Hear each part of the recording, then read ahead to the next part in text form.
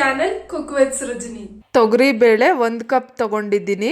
ಹೆಸರು ಬೇಳೆ 3 ರಿಂದ 4 ಸ್ಪೂನ್.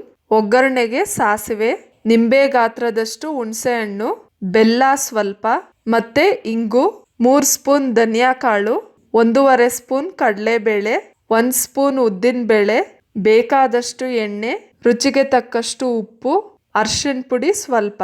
ದೊಡ್ಡದು 2 ಟೊಮೆಟೊ ತಗೊಂಡು ಕಟ್ ಮಾಡಿಟ್ಕೊಂಡಿದ್ದೀನಿ. ಒಗ್ಗರಣೆಗೆ ಕರಿಬೇವು, ಚಿಕ್ಕ ಕಪ್ಪಲ್ಲಿ 1 ಕಪ್ ಆಗುವಷ್ಟು ಹಸಿ ಕೊಬ್ಬರಿ ತಗೊಂಡಿದ್ದೀನಿ. 8 ಒಣಮೆಣಸಿನಕಾಯಿ, 5 ಬ್ಯಾಡಗಿ ಮೆಣಸಿನಕಾಯಿ, ಆಮೇಲೆ ಸಾಂಬಾರ್ ಸೌತೆಕಾಯಿ 1 ತಗೊಂಡಿದ್ದೀನಿ. ಒಂದು ಕುಕ್ಕರ್ಗೆ ತೊಗರಿಬೇಳೆ ಮತ್ತು ಹೆಸರುಬೇಳೆ ಹಾಕಿ ತೊಳೆದು ಹಚ್ಚಿಟ್ಕೊಂಡಿರೋ ಸೌತೆಕಾಯಿ ಹಾಕಿ, ಟೊಮ್ಯಾಟೊ, ಕಲ್ಲುಪ್ಪು 1.5 ಸ್ಪೂನ್, ಅರಿಶಿನ ಪುಡಿ ಮತ್ತು ಬೇಯೋದಕ್ಕೆ ಎಷ್ಟು ನೀರು ಬೇಕೋ ಅಷ್ಟು ನೀರು ಹಾಕ್ಕೊಂಡು ಕುಕ್ಕರ್ ಲಿಡ್ ಕ್ಲೋಸ್ ಮಾಡಿ ಸ್ಟವ್ ಹಚ್ಚಿ ಹೈ ಫ್ಲೇಮಲ್ಲಿಟ್ಟು 3 ವಿಸಿಲ್ ಕೂಗಿಸ್ಕೊಳ್ಳಿ.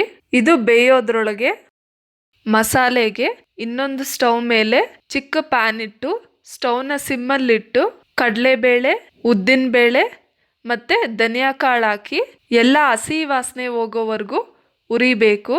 ಇದಕ್ಕೆ 2 ಸ್ಪೂನ್ ಆಗುವಷ್ಟು ಎಣ್ಣೆ ಹಾಕಿ ಚೆನ್ನಾಗಿ ರೋಸ್ಟ್ ಮಾಡ್ಕೊಳ್ಳಿ.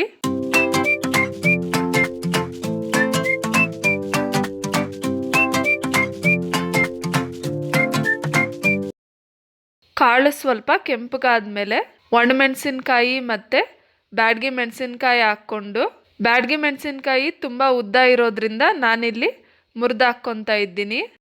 ಈಗ ಸ್ವಲ್ಪ ಹೊತ್ತು ಹುರಿದಾದ್ಮೇಲೆ ಸ್ಟವ್ ಆಫ್ ಮಾಡಿ ತಣ್ಣಗಾಗೋದಕ್ಕೆ ಬಿಡಬೇಕು. ಮಿಕ್ಸಿ ಜಾರ್ಗೆ ತಣ್ಣಗಾಗಿರೋ ಕಾಳೆಲ್ಲ ಹಾಕಿ ಪೌಡ್ರು ಮಾಡಿಕೊಂಡು,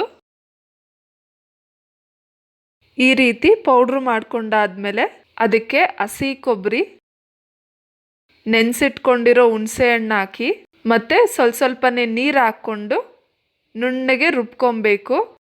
ಈ ರೀತಿ ರುಬ್ಕೊಬೇಕು. ತೀರಾ ಪೇಸ್ಟ್ ಥರ ಅಲ್ಲದೆ ಇದ್ದರೂ ಸ್ವಲ್ಪ ತರ್ತರಿಯಾಗೆ ರುಬ್ಕೊಳ್ಳಿ. ಈಗ 3 ವಿಸಿಲ್ ಬಂದಾದಮೇಲೆ ಸ್ಟವ್ ಆಫ್ ಮಾಡಿ ಪ್ರೆಷರೆಲ್ಲ ಹೋದ್ಮೇಲೆ ವಿಸಿಲ್ ತೆಗೆದು ಕುಕ್ಕರ್ ಲಿಡ್ ಓಪನ್ ಮಾಡಿ. ಬೇಳೆ ಮತ್ತು ತರಕಾರಿ ಚೆನ್ನಾಗಿ ಬೆಂದಿದೆ.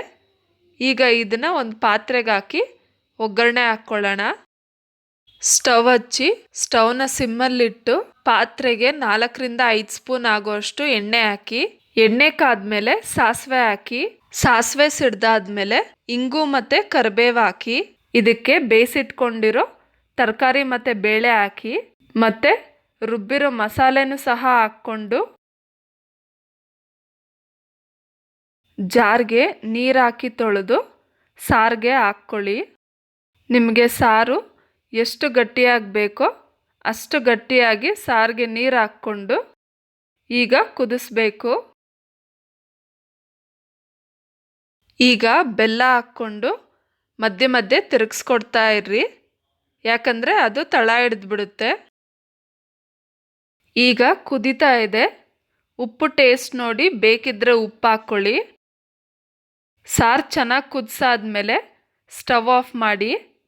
ಈಗ ಸಾಂಬಾರ್ ರೆಡಿಯಾಗಿದೆ. ಈ ಸಾಂಬಾರ್ ಇಡ್ಲಿ, ಅನ್ನ, ಚಪಾತಿಗೆ ತುಂಬಾ ಚೆನ್ನಾಗಿರುತ್ತೆ. ಸೊ ನೋಡಿದ್ರಲ್ಲ ಫ್ರೆಂಡ್ಸ್, ಈ ವಿಡಿಯೋ ನಿಮ್ಗೆ ಇಷ್ಟ ಆಗಿದೆ ಅಂತ ಅನ್ಕೊಂತೀನಿ. ಇಷ್ಟ ಆಗಿದ್ರೆ ಲೈಕ್ ಮಾಡಿ, ಶೇರ್ ಮಾಡಿ, ಕಮೆಂಟ್ ಮಾಡಿ, ಮತ್ತೆ ಮಿಸ್ ಮಾಡದೆ ನನ್ನ ಚಾನೆಲ್ನ ಸಬ್ಸ್ಕ್ರೈಬ್ ಮಾಡ್ಕೊಳ್ಳಿ. ಮತ್ತೆ ನಾನು ಇನ್ನೊಂದು ರೆಸಿಪಿ ಜೊತೆ ನಿಮ್ಮ ಮುಂದೆ ಸಿಗ್ತೀನಿ. ಅಂಟಿಲ್ ದೆನ್ ಬಾಯ್.